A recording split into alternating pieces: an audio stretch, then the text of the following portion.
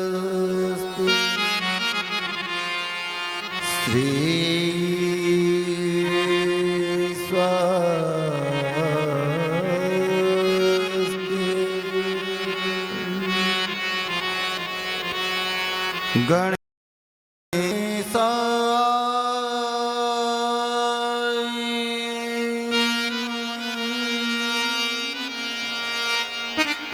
श्री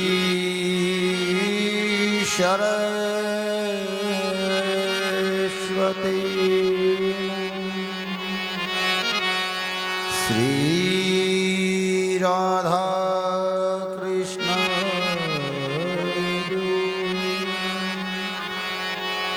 श्री गुरुवे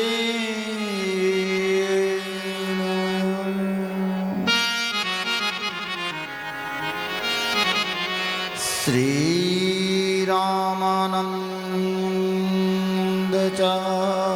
रामानंदचार्य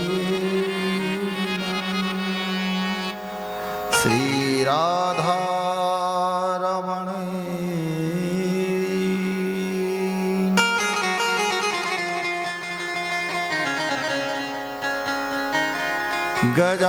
गजाननं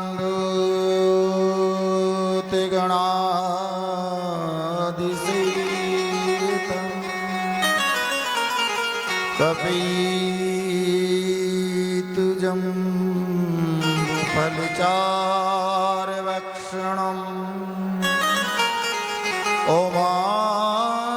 ओमासुगं शोकविनाशकारकं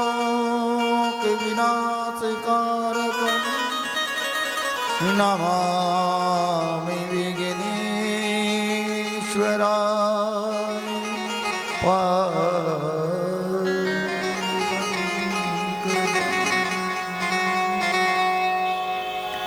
नमो परमहंसाय स्वादिति चरण कमल चने मकरंदाय भक्ति जन मानस निवासाय श्री रामचंद्र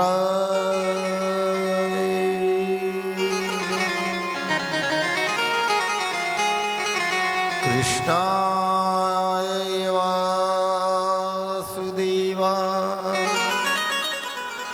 हरे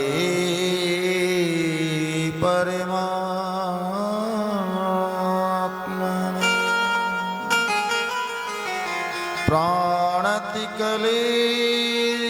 प्राणतिकलेशनाशाय गोविंदा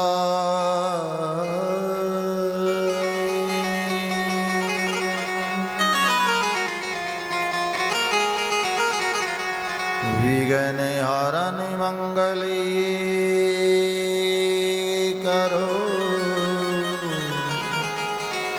हे गणनायकी गणराज प्रथम निमंत्रण आपको प्रभु पूर्ण की जो सबका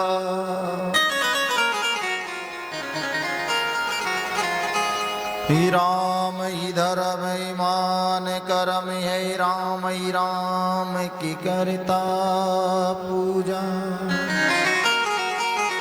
सभी के अंदर भार राम ही राम ये गूंजा नमस्कार गुरु चरण कमल में तुम्हें नवाऊंसी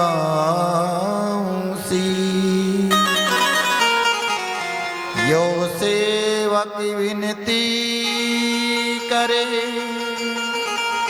गुरु भक्ति करो भगसी आदि पुरुष परमात्मा गुरु पूर्ण विशिवावी तुम पूर्ण पुस्तक लिखो अब सतगुरु दो आसी। आइए हनुमंत विराजिए,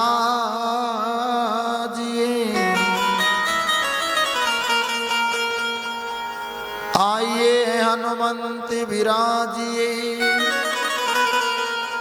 कथा कहूँ मति अनुसार।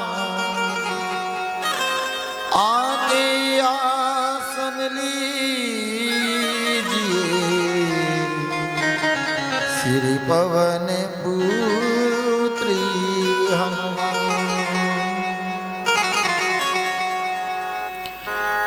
राधे मेरी स्वामिनी, मैं राधे तेरो दास।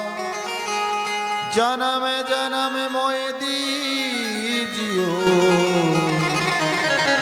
श्री वृंदावन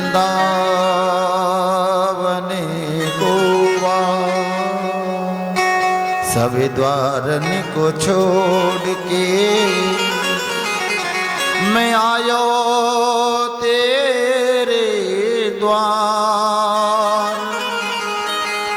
वसुभानु की लाडली, एक गोरे मेरी ओरी निहार। एक गोरे मेरी ओरी निहार। जय जय जय राधा रमण, जय जय जय नवल किशोर। जय जय जय गोपी चित चोर प्रभु। जय जय जय माखन चोर। जय जय जय माखन चोर। गुरुर्ब्रह्मा गुरुर्देव महेश्वरा, गुरुर्साक्षात् परब्रह्म। तस्मै श्री गुरुवे नमः। तस्मै श्री गुरुवे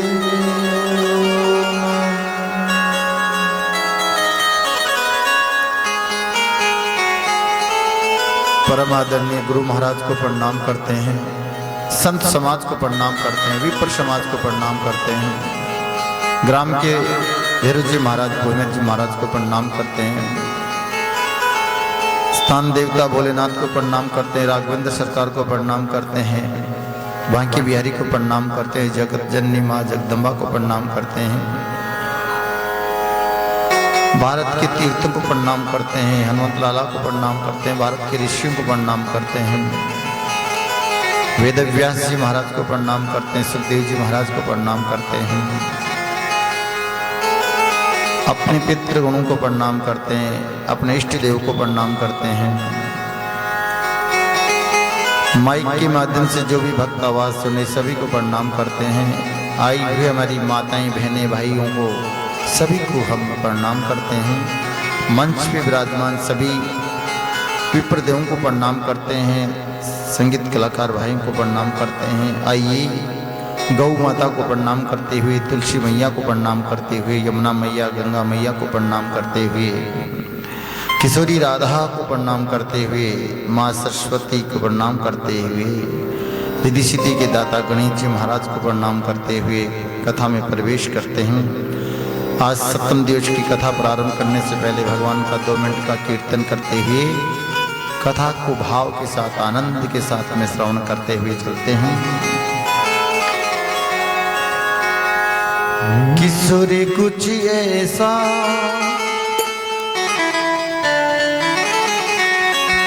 किशोरी कुछ ऐसा इंतजाम हो जाए। किशोरी कुछ ऐसा इंतजाम हो जाए। किशोरी कुछ ऐसा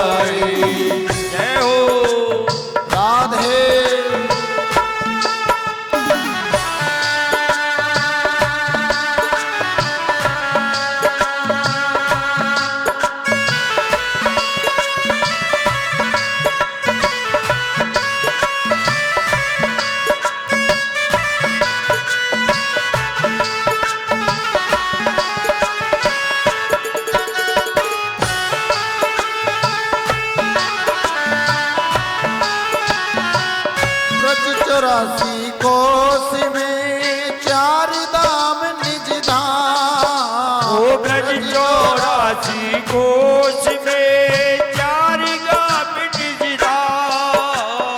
वृंदावन माधोपुरी बरसाना नंदगांव। ओ वृंदावन और मधुपुरी बरसानो नंदगांव। वृंदावन माधोपुरी बरसानो नंदगांव। किशोर कुछ ऐसा इंतजाम हो जाए। किशोर कुछ ऐसा इंतजाम हो जाए। हो जाए हो जाए हो जाए। अरे हो जाए हो जाए हो जाए हो जाए हो जाए हो जाए हो जाए हो जाए। हाँ किशोर कुछ ऐसा इंतजाम हो जाए। राधे श्री राधे।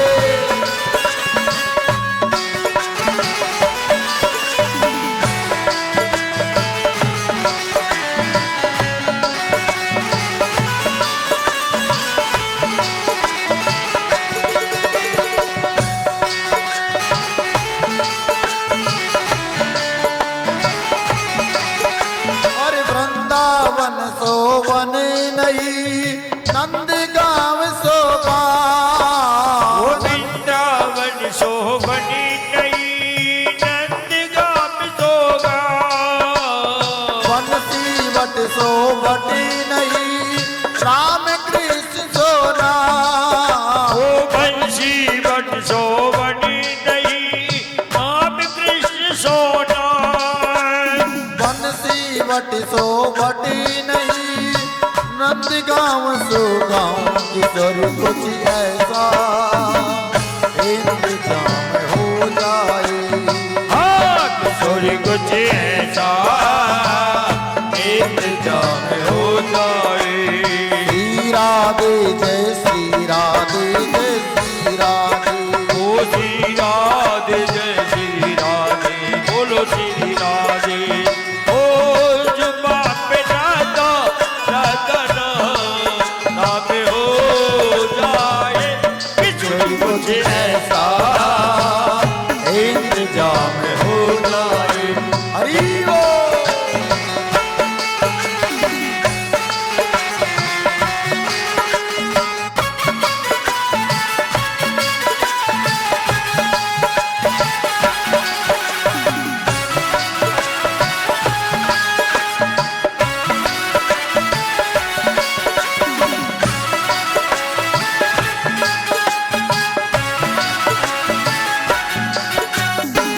राज तू बड़ी भागिनी कौन तपस्या की।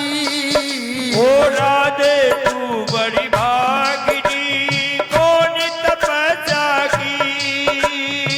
तीन लोक तारण करण सो तेरो आदि।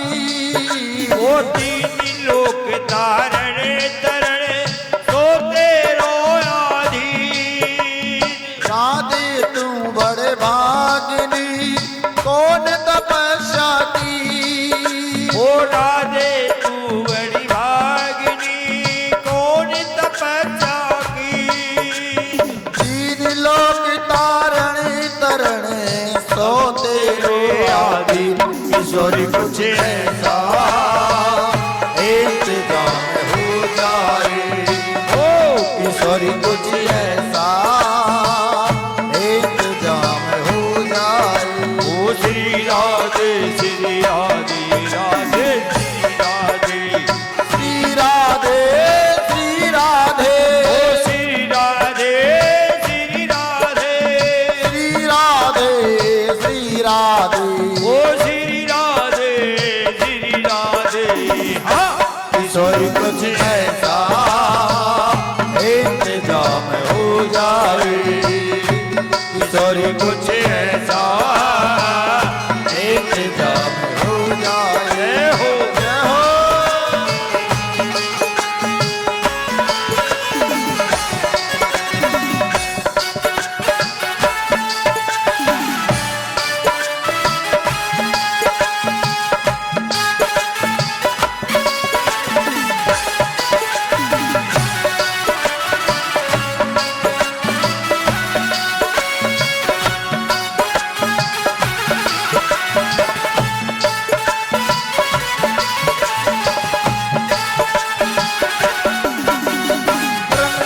वृंदावन की गेल में मुक्ति रही बल खाए। वृंदावन की गेल में मुक्ति रही बल खाए। अरे वृंदावन की गेल में मुक्ति रही बल खाए। वृंदावन की गेल में मुक्ति रही बल खाए।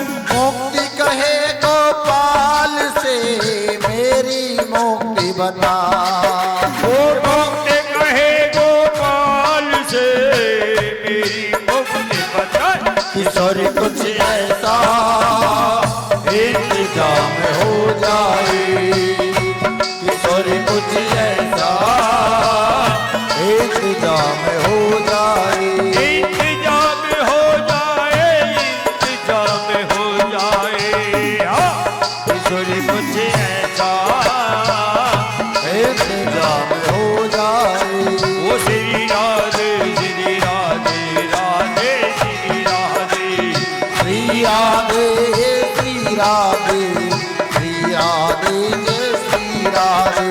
वो श्री राधे श्री राधे श्री राधे श्री राधे। किशोरी कुछ ऐसा इंतजाम हो जाए।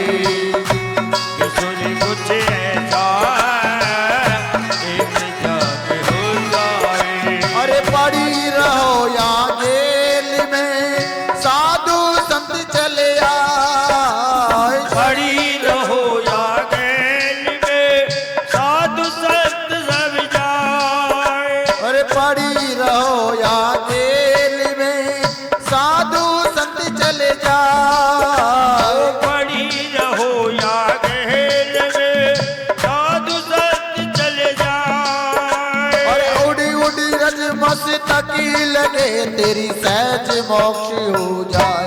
किशोरी कुछ ऐसा इंतजाम हो जाए। किशोरी कुछ ऐसा इंतजाम हो जाए। श्री राधे श्री राधे श्री राधे ओ श्री राधे श्री राधे ओ श्री राधे श्री राधे। श्री राधे श्री राधे श्री राधे। किशोर कुछ ऐसा इंतजाम हो जाए। ओ किशोर कुछ ऐसा इंतजाम हो जाए। श्री राधे राधे श्री राधे श्री राधे राधे राधे श्री। रुक्मणी के साथ में भगवान मेरे गोविंद का विवाह बड़े धूमधाम से आनंद के साथ में महाराज कुन्ननपुर के राजा भीष्म के यहाँ भगवान श्री कृष्ण रुक्मणी महाराज बड़े आनंद के साथ में विवाह की जोड़े में बड़े सुंदर स्वरूप धारण किए हुए रुक्मणी और श्री कृष्ण का दर्शन महाराज सारे देवता बड़े भाव से कर रहे हैं।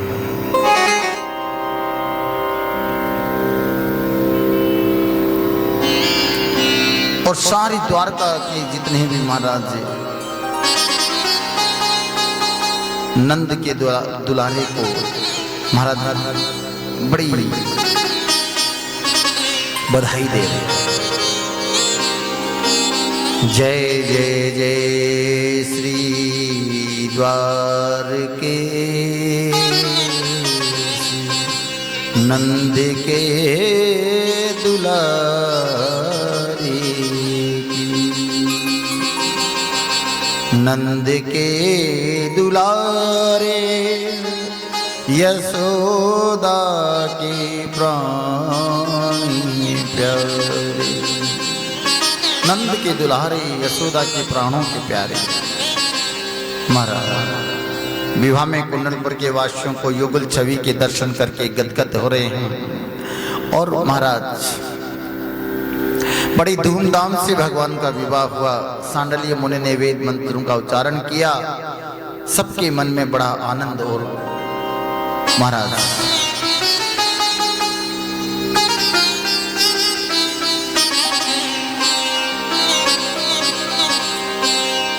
मंत्रों का उच्चारण कर रहे हैं और सबके मन में बड़ा आनंद हुआ। ब्रजवासियों ने खूब प्रेम से गाया है। विवाह में बड़े बड़े ज्ञानी संत महात्मा भी पधारे हैं। द्वारका नाथ की जय जयकार हो रही है। रुक्मणी जी महाराज लक्ष्मी स्वरूप रुक्मणी को देख करके महाराज रुक्मणी ने गोविंद को अपना पति प्राप्त करके गदगद हो गई कि मुझे तो मेरे गोविंद महाराज पति के स्वरूप में प्राप्त हुई है।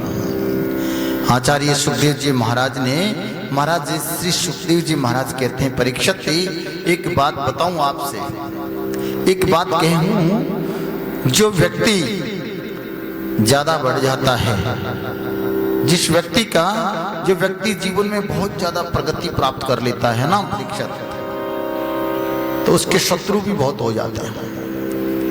शत्रु की कमी नहीं होती है महाराज, कि कोई भी किसी भी परिश्रम से प्रगति प्राप्त कर लेता है। कोई महाराज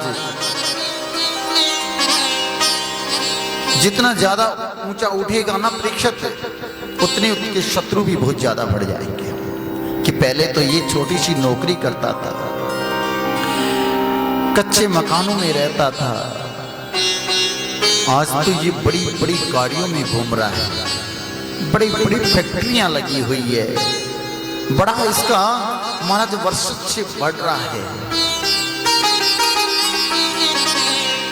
वो अपने ही महाराज मेहनत मजदूरी से, अपने ही महाराज प्रयासों से वो आगे बढ़ने की कोशिश कर रहा है, ऊंचाई पे उठने की कोशिश कर रहा है। लेकिन ये संसार के लोग महाराज देख करके बड़ी ईर्ष्या कर रहे हैं।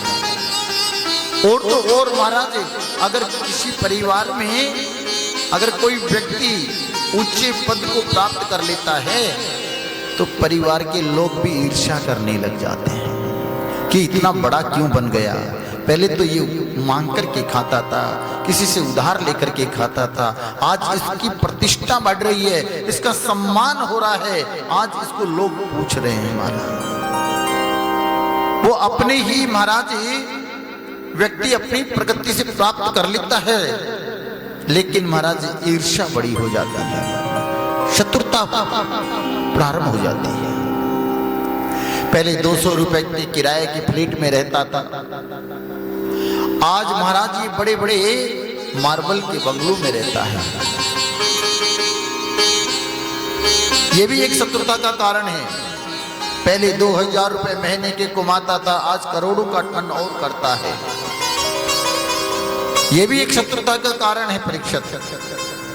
लेकिन समझदार व्यक्ति कौन है, जो इन सारी परिस्थितियों में कभी किसी से घबराता नहीं है। चाहे परिस्थिति कैसी भी हो, घबराना नहीं चाहिए व्यक्ति को महाराज। हम तो थोड़ा सा कि महाराज दुख प्रकट हो जाता है, थोड़ा सा कष्ट आ जाता है, तो व्यक्ति घबराने लग जाता है। अमीरी और गरीबी महाराज ये कोई एक जीवन जीने की कला नहीं है। अमीर गरीब ये तो महाराज हमेशा बनता हुआ आ रहा है, मगर हृदय से गरीब नहीं होना चाहिए, भीतर से गरीब नहीं होना चाहिए। ऐसे हमेशा भाव रखे कि मैं सबसे बड़ा करोड़पति अरबपति हूं महाराज जी, और हमारी प्रगति स्वयं हम प्राप्त कर रहे हैं महाराज। लेकिन महाराज जी अमीर बन जाते हैं ना, तो सब कुछ भूल जाते हैं। थोड़ा सा 2 4 5 गाड़ियां आ गई, 2 4 बंगले बन गए, और महाराज पद प्रतिष्ठा प्राप्त हो गई ना, तो भगवान का नाम ही भूल जाते हैं महाराज। फिर तो अपने आप को ही भगवान समझने लग जाता है व्यक्ति महाराज। लेकिन यहाँ महाराज और थोड़ा दुख आ जाता है ना, तो रोने बैठ जाता है। इसलिए कहा है, दुखी में तड़पो मती, दुख में तड़पो मती, और सुख में भूलो मती। प्राण जाए मगर गोविंद को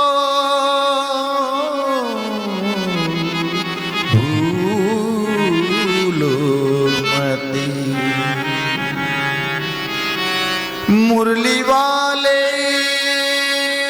को मन से जाते चलो। कृष्ण गोविंद गोपाल तुम्हें गाते चलो। दुख में तड़पो मती, सुख में फूलो मती महाराज। प्राण जाए मगर मेरे गोविंद को भूलो मती महाराज। मुरली वाले को मन से रिझाते चलो। गोविंद गोविंद गोपाल तुम सदा गाते चलो।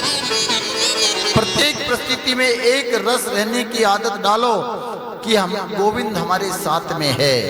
इस बात का निश्चित अनुभव कर लिया, इससे बड़ा जीवन में क्या परिवर्तन हो सकता है। महाराज यही महाराज ना समझी है व्यक्ति कि हम भगवान को, परमात्मा को महाराज सुख में भूल जाते हैं। सुख आता है ना तो फूले नहीं समझते हैं कि भैया हमें तो कोई बीमारी नहीं, कोई कष्ट नहीं, ना कोई कर्जा है, ना किसी का देना ना किसी का लेना, और बस आनंद से फूले फूले समाते हैं महाराज। और कृष्ण गोविंद गोपाल गाते चलो। मन को विषयों से हर दम हटाते चलो। कृष्ण गोविंद गोपाल गाते चलो। कृष्ण गोविंद गोपाल गाते चलो। मन को विषयों से हर दम हटाते चलो। कृष्ण गोविंद गोपाल गाते चलो। मन को विषयों से हर दबे हटाते चलो।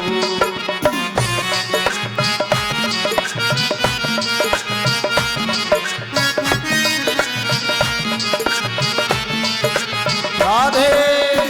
और देखना ना इंद्रियों के घोड़े भरे, उनमें हर दम संयम के ये घोड़े पड़े।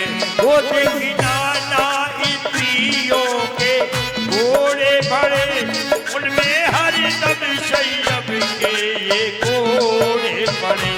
अपने रंग को सुमारक लगाते चलो। अपने रंग को सुमारक लगाते चलो। कृष्ण गोविंद गोपाल गाते चलो। कृष्ण गोविंद गोपाल गाते चलो। मन को विषयों से हर दबे हटाते चलो।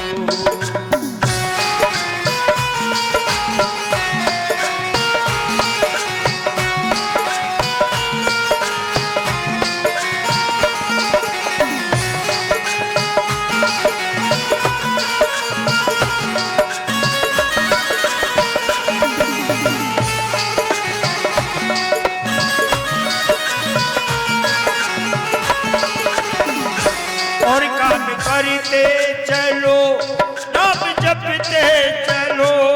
काम करते चलो, ध्यान रखते चलो। हर समय कृष्ण का नाम रटते चलो।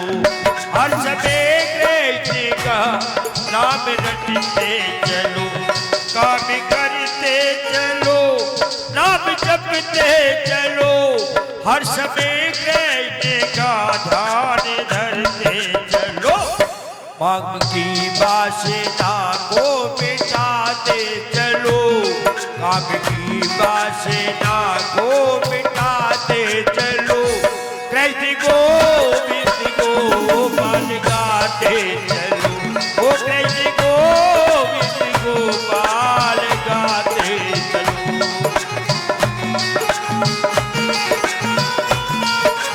राधे।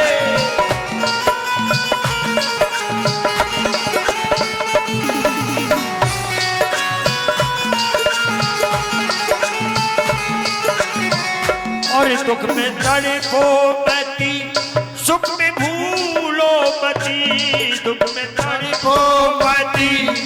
दीपक में भूलो मस्ती और याद आएगी उनको कभी ना कभी, हाँ याद आएगी उनको कभी ना कभी। ऐसा विश्वास मन में जताते चलो, ऐसा विश्वास मन में जताते चलो, कृष्ण गोविंद गोपाल गाते चलो, वो कृष्ण गोविंद गोपाल गाते चलो, कृष्ण गोविंद गोपाल गाते चलो, मन को खुशियों से हर दम हटाते चलो। हरे राम राम राम हरे हरे, हरे कृष्ण कृष्ण कृष्ण हरे हरे, हरे राम राम राम हरे हरे, हरे कृष्ण कृष्ण हरे हरे। बोले कृष्ण कन्हैया। भाई हैं दोनों की परम लाडली बहन का नाम मित्रवृंदा है, परम सुंदरी है। भगवान का 5वां विवाह मित्रवृंदा के साथ में हुआ है महाराज। और महाराज 6ठा विवाह भगवान का नगनजीत नाम के राजा, उनके यहाँ 7 बैल हैं, बड़े बलशाली बैल हैं, ऐसे पराक्रमी मनुष्य से भी ज्यादा बुद्धिमान है वो बैल। राजा ने कहा कि जो इन 7 बैलों के नाक में एक साथ नकेल डाल देगा उसी को मेरी बेटी ब्याहूंगा, उसी को मेरी बेटी दूंगा। कृष्ण ने ऐसा ही किया। 6ठा विवाह महाराज नगनजीत की पुत्र को जन्म दिया है, जिसका नाम प्रद्युम्न है। दूसरे पुत्र को जन्म दिया प्रकोष्ठ, तीसरे पुत्र को जन्म दिया धुमन, और महाराज चौथे पुत्र को जन्म दिया जिसका नाम है प्रकाश। 5वें पुत्र का नाम है यश। लेकिन महाराज सबसे बड़े पुत्र जो हैं प्रद्युम्न, जिसके जीवन में सुंदर कर्म का प्रकाश है, उसे ही प्रद्युम्न कहा गया है।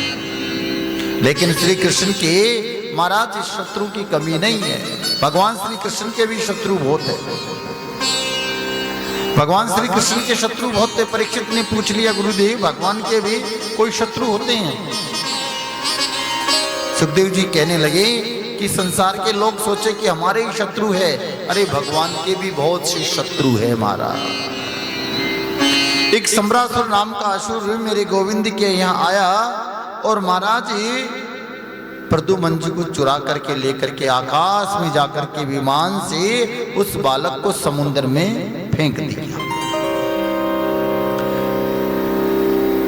और उस बालक को महाराज समुद्र में फेंकने के कारण से मछली उस बालक को निगल गई।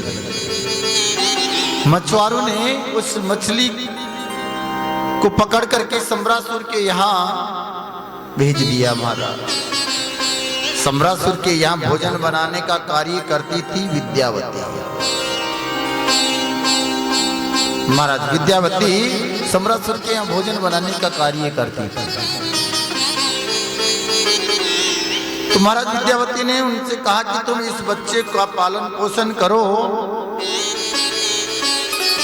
विद्यावती के कान में महाराज संत नारद जी आकर के कहने लगे कि तुम्हारी गोद में जो बालक है ना, पता ही ये कौन है जो तुम्हारी गोद में जो बालक खेल रहा है?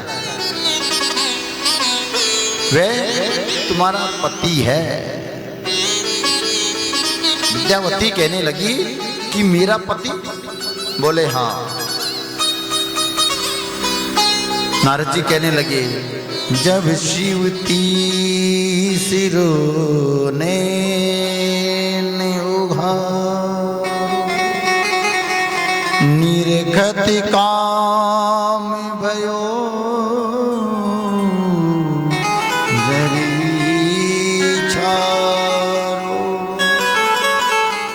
भगवान शिव ने जब कामदेव को जला करके वशम कर दिया उस समय महाराज कामदेव की पत्नी रति रुदन करने लगी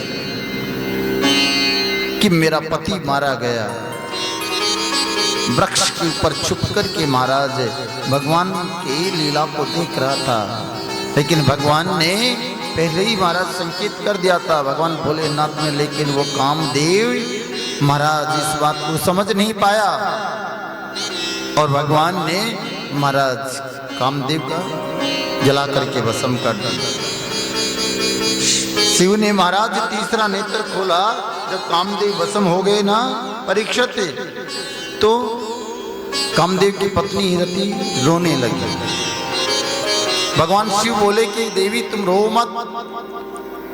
रति ने कहा मेरा पति मारा गया, तो ऐसी दुख की घड़ी में तो रोना ही पड़ता है, पति के बिना कुछ भी तो नहीं है, और आपने जला करके भस्म कर दिया।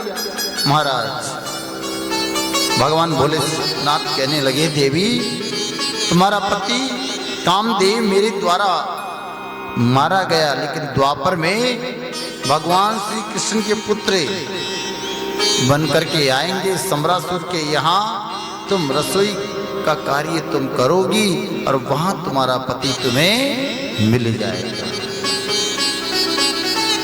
सो महाराज रति अपने पति को गोद में लेकर के बैठी। नारद जी ने कान में जैसे ही सुनाई कि तुम्हारा पति तुम्हारी गोद में है, विद्यापति समझ गई ये मेरे स्वामी है।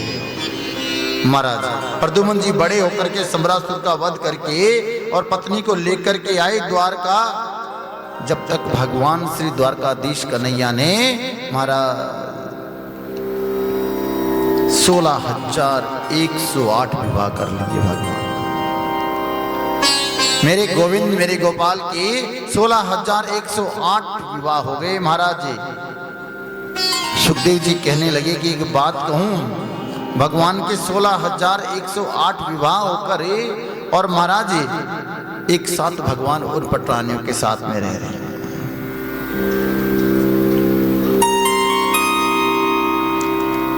सुखदेव जी कहने लगे राजन वो तो सबके पति है, वो तो परमात्मा है, अंतर्यामी है, सबके सच्चे पति होते हैं भगवान तुम्हारा। भगवान का दूसरा विवाह परीक्षित भालू की बेटी जामवती के साथ में हुआ। हमारा जामवती की पुत्री जामवती के साथ में भगवान का दूसरा विवाह हुआ है। परीक्षित बड़ी उत्सव से पूछने लगे कि भगवान का महाराज दूसरा विवाह भालू की पुत्री के साथ में, श्री कृष्ण की पत्नी भालू की पुत्री, मेरी समझ में नहीं आया। सुखदेव जी कहते राजन द्वारका में एक राजा आए थे, उनका नाम था सत्राजित राजा। सत्राजित राजा बड़े ही प्रतापी थे, उनके पास में एक मणि थी और उस मणि रोज 100 मण सोना देने वाली मणि कंठ में धारण कर रखे थे। उस मणि को कंठ में धारण करके और महाराज 10 घंटे नित्य पूजा किया जाता था, और यदि नित्य प्रति 10 घंटे तक उसका पूजन किया जावे तो महाराज उस मणि से 8 भर सोना रोज निकलता था। 8 भर सोना महाराज रोज निकलता था। 8 मन सोने का मतलब 2 कुंटल सोना रोज निकलता था, उस मणि से प्राप्त होता था। इतना सोना महाराज नित्य प्रति प्रकट होता था उस मणि के अंदर। एक दिन क्या हुआ, सत्राजित राजा उस मणि को कंठ में पहन करके श्री कृष्ण इस सभा में आए तो भगवान महाराज अपनी सभा में बैठे हुए और सत्राजित राजा ने प्रणाम किया भगवान को। प्रणाम करके और महाराज उस सभा के अंदर ही भगवान राजाओं से मंत्रण कर रहे थे।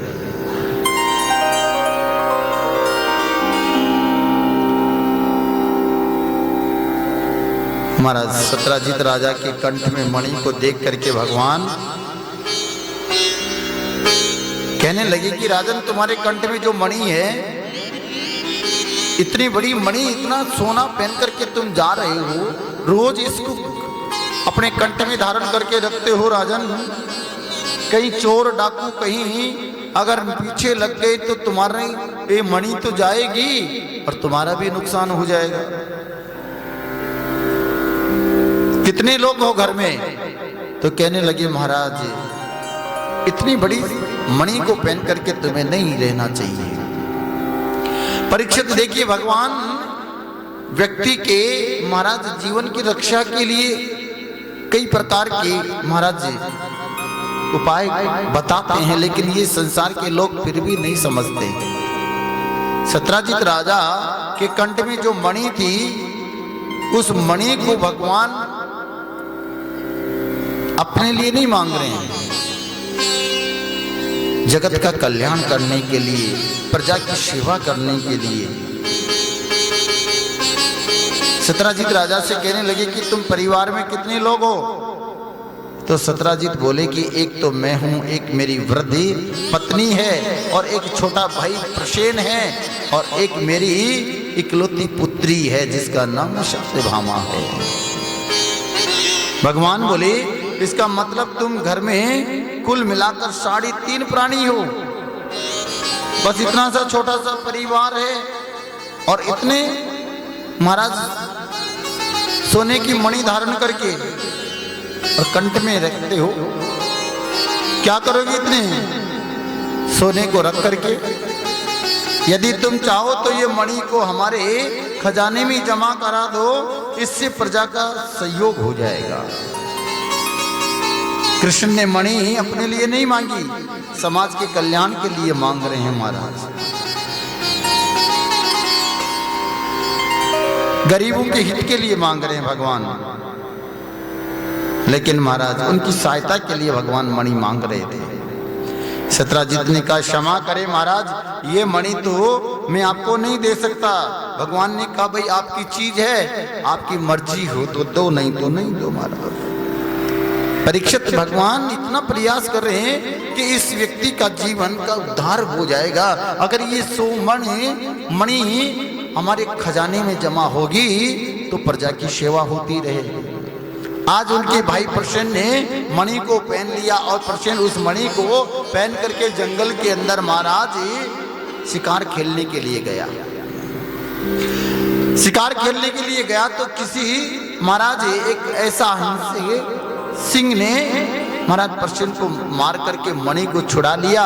उधर से जा रहे थे जामवत जी ने देखा कि ये महाराज शेर तो महाराज किसी को मार दिया और मार करके महाराज मणि लेकर के जा रहे थे। बेटी महाराज जामवत जी ने देखा कि ये मणि तो बड़ी महाराज कीमती है।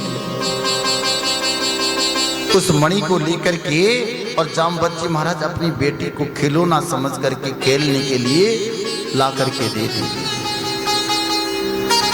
सत्राजित सोचता है कि किसी ने मेरे भाई को नहीं मारा, क्योंकि भगवान ही बड़ी सभा के अंदर ही उस मणि को मांगा था।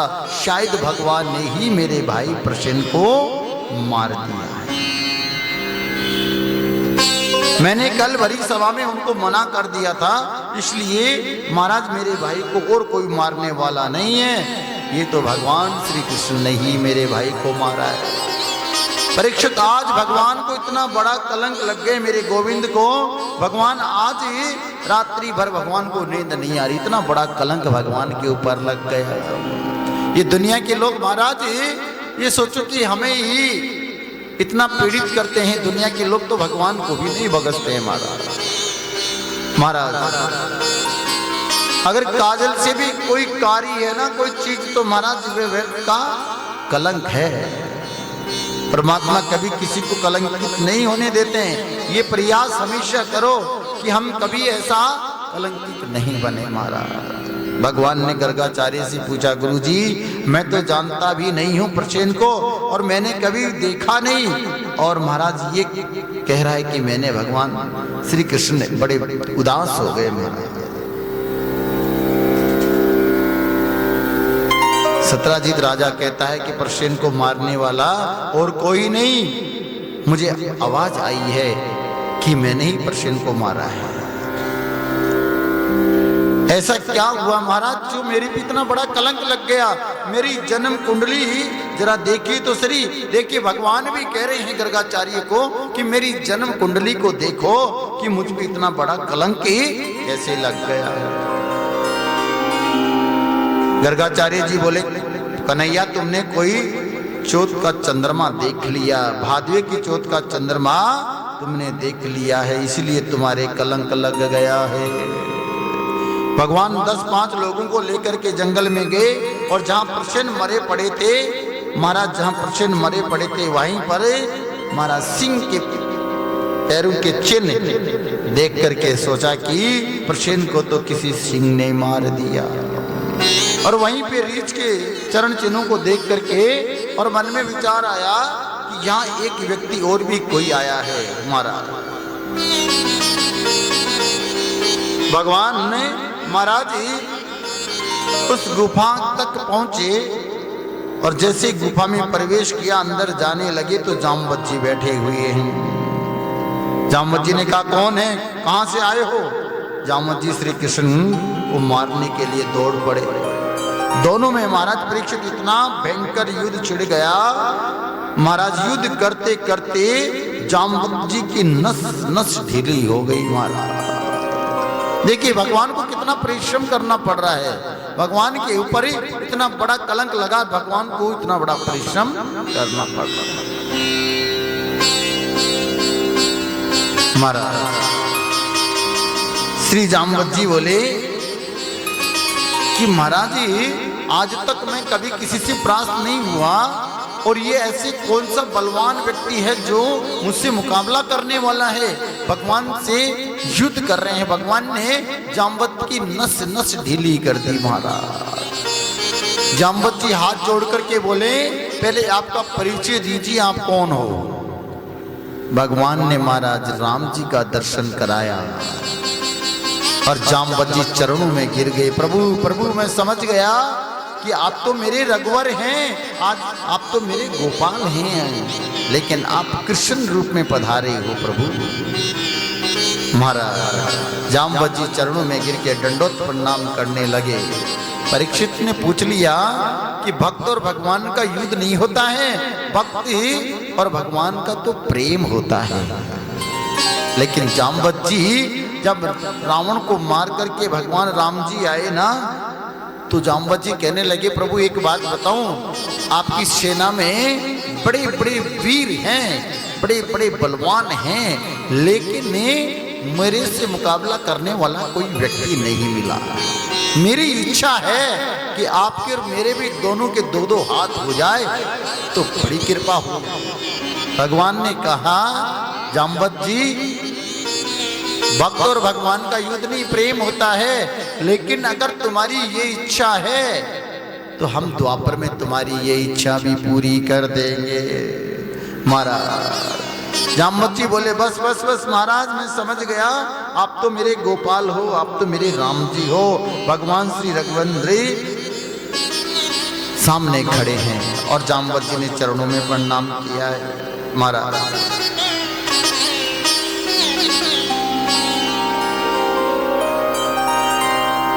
जामवत जी ने महाराज जी भगवान जब सबको कुछ ना कुछ दे रहे थे, जामवत जी से भी पूछा था यही बात थी कि जिसको जो कुछ चाहिए सो मांगो। कोई कुछ मांग रहा था, कोई कुछ मांग रहा था, और जामवत जी ने क्या मांगा कि प्रभु दो दो हाथ हो जाए। महाराज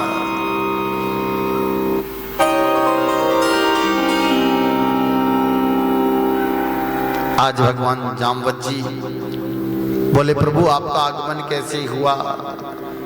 महाराज भगवान कहने लगे कि मुझ पे बहुत बड़ा कलंक लग गया, मुझ पे बहुत बड़ा कलंक लगा है।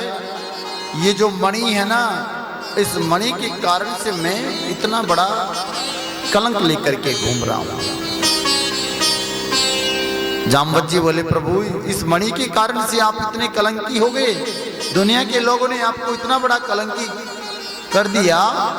प्रभु एक काम कीजिए, ये मणि भी आप रख लीजिए, और मेरी पुत्री जामवती को भी आप स्वीकार कर लीजिए। मैं तो आपको एक एकांत में आपको ऐसा महाराज बैठ करके भजन करने का मन कर रहा है, इसलिए मेरी एक ही इच्छा है कि मेरी पुत्री का विवाह हो जाए। लेकिन प्रभु आपसे बड़ा पति और कौन मिल सकता है। जामवती के साथ में भगवान है महाराज दूसरा विवाह जामवती के साथ में हो रहा है। जामवती का हाथ महाराज मणि रख करके श्री कृष्ण को महाराज दे दी। जामवती जी परम सुंदरी थी। भगवान जामवती को लेकर आए, सत्यजीत को मणि वापस कर दी। अब सत्यजीत को रात भर नींद नहीं आई कि मैंने अपने द्वारकाधीश कन्हैया को कलंकी किया है, कितना बड़ा अपराध किया है महाराज।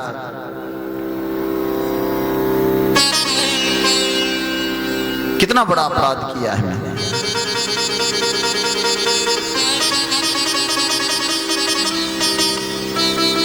सत्यजीत राजा ने प्रार्थना की, प्रभु मुझे क्षमा कीजिए, मुझे क्षमा कीजिए प्रभु, मैंने बहुत बड़ी गलती की है।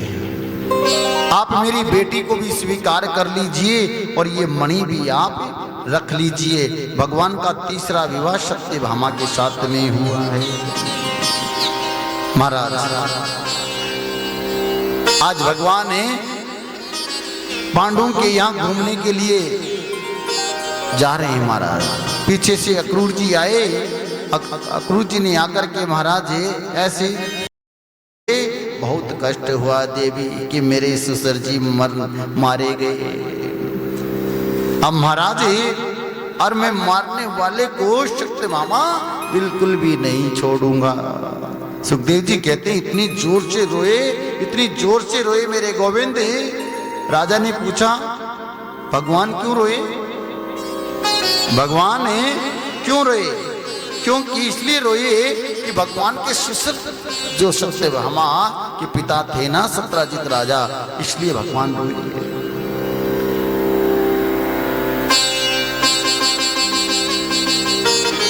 भगवान ने सोचा कि सत्यभामा के पिता मारे गए और अगर मैं नहीं रहूंगा तो कहेगी कि अपने ससुर का दुख नहीं है इनको। इसलिए मुझे महाराज जी भगवान नाटक करने में बड़े माहिर है महाराज। हिचकियां कर भर के रो रहे हैं भगवान। सत्यभामा ने सोचा कि देखो मेरे पिता का कितना बड़ा दुख है भगवान को, मेरे पति को कितना बड़ा दुख है। तो भगवान महाराज ऐसे हिचकियां भर भर के रो रहे हैं, सत्यभामा का दुख बांट रहे हैं भगवान महाराज। लेकिन शत्रुघ्न को मारने के बाद में भगवान को मणि नहीं मिली। बलराम जी बोले कि घर में ही कहीं देखो मणि मिल जाएगी। महाराज कन्हैया बोले अच्छा चौथ का कब आएगा तू मोहन प्यारे।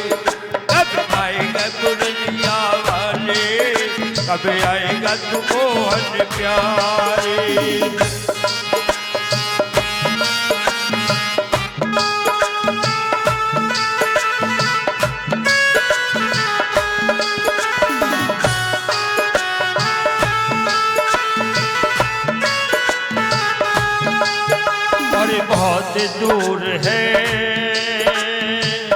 देश ये तेरा, कहाँ छुपा है मोहन मेरा। बहुत दूर है देश ये तेरा, कहाँ छुपा है मोहन मेरा।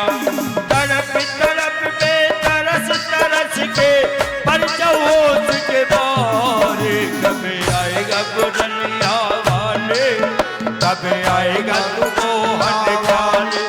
ओ कभी आएगा मुरलिया वाले, कभी आएगा मुरलिया वाले, कब आएगा मुरलिया वाले, कब आएगा तू मोहन प्यारे।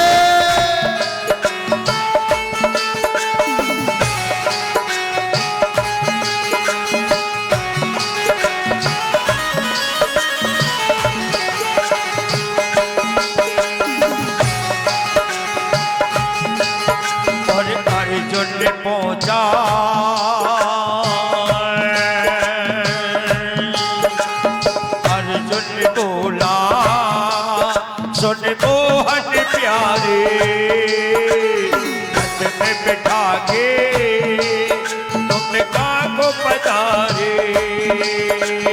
अर्जुन बोला सुन मोहन प्यारे,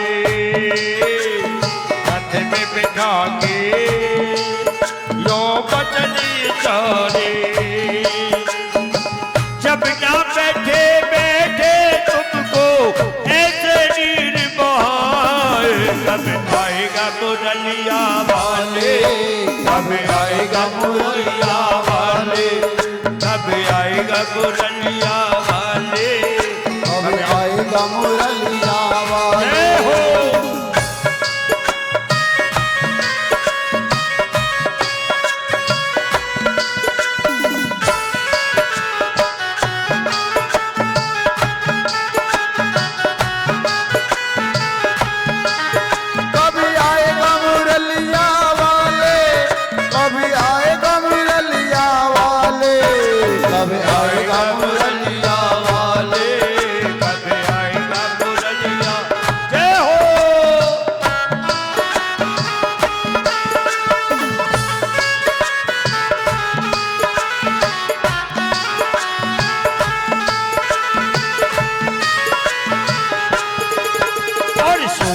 पोतरी यो मन में विचारे, कभी ऊपर देखे कभी नीचे देखे, कभी बाएं देखे कभी दाएं देखे।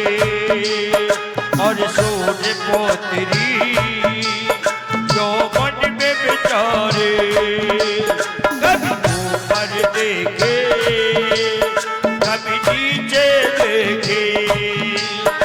अरे मोहन पोछा काली चीज ऐसे नीर बहाए, कब आएगा मुरलिया वाले, कब आएगा तू मोहन प्यारे, कब आएगा मुरलिया वाले, कब आएगा तू मोहन प्यारे। वो तू नहीं आया आ गए सारे, कब आएगा मुरलिया वाले, कब आएगा मोहन प्यारे, कब आएगा मुरलिया वाले, कब आएगा तू मोहन प्यारे, कब आएगा मुरलिया वाले, कब आएगा तू मोहन प्यारे, कब आएगा मुरलिया वाले, कब आएगा तू। भाई हैं दोनों की परम लाडली बहन का नाम मित्रवृंदा है, परम सुंदरी है। भगवान का 5वां विवाह मित्रवृंदा के साथ में हुआ है महाराज। और महाराज 6ठा विवाह भगवान का नगनजीत नाम के राजा, उनके यहाँ 7 बहन अपने उन राजकुमारियों ने महाराज भाव से कह दिया। मेरे गोविंद ने उन 16,100 राजकुमारियों के संग एक मुहूर्त में विवाह कर लिया। यदि श्री कृष्ण ऐसा नहीं करते परीक्षित थी, तो एक बात बताओ कि समाज के अंदर कितनी बड़ी विकृता पैदा हो जाती। वे राजकुमारियों को महाराज धन्य हो गई आज श्री कृष्ण को पति स्वरूप प्राप्त करके। महाराज उनकी महाराज भावनाएं ऐसी श्रेष्ठ हो गई कि आज हमने भगवान श्री कृष्ण को अपना पति मान करके अधिकार प्राप्त कर लिया उन्होंने। भगवान द्वारका में आ गए, बड़ा सुंदर परिवार है, बड़ा शांति से भगवान बैठे हैं। परीक्षित भगवान के अब परीक्षित ने पूछ लिया कि भगवान के इतने विवाह क्यों हुए। देखिए व्यक्ति कुछ ना कुछ प्रश्न पूछने के लिए तैयार रहता है। कांड के मंत्र है, वही भगवान श्री कृष्ण की महाराज 16,000 पत्नियां बन करके आई है। 100 प्रकार के जो उपनिषद है वो महाराज भगवान की पत्नियां बन करके आई है। इसलिए महाराज 8 प्रकार की प्रकृति होती है, जल भूमि अग्नि वायु आकाश बुद्धि अहंकार, ये 8 प्रकार की प्रकृतियां होती है। जीव और ईश्वर में अंतर क्या है? श्री सुखदेव जी महाराज जवाब देते हैं, परीक्षित जो प्रकृति के वश में रहता है वो जीव है, जो प्रकृति जो बस में नहीं रहता वो ईश्वर है। इसलिए भगवान की जो ये हमारे मंत्र जाप है जो है वही भगवान की पत्नियां बन करके आई। तेरे दीदार के साथ तबती गई, तेरे दीदार की साथ तबती गई, आँख तेरी लड़ी की लड़ी रह गई, वो आँख तेरी लड़ी की लड़ी रह गई। मैंने देखकर लड़ाई बचाया गया, जब जाने निकल तूने सी नजर, जब नजर से मिलाई गजब हो गया।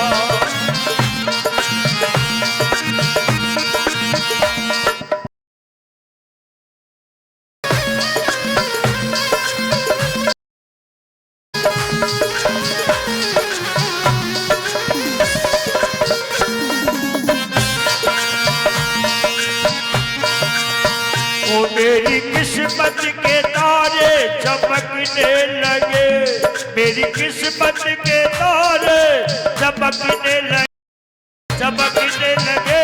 जिंदगी में बहारों की मौजें चली, तेरा है शुक्रिया ओ मेरे सामेरे, तेरा है शुक्रिया ओ मेरे सामेरे।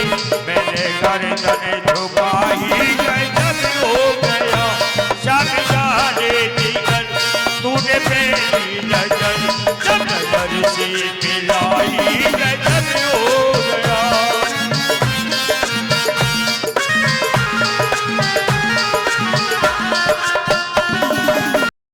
नाम है सुदामा हो, नजर पे है पगड़ी, नजर पे है जामा।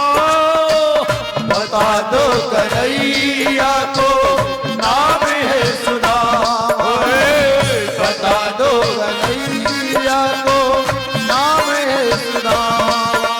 ओ एक बार मोहन से जा करके कह दो, लेने सुदामा।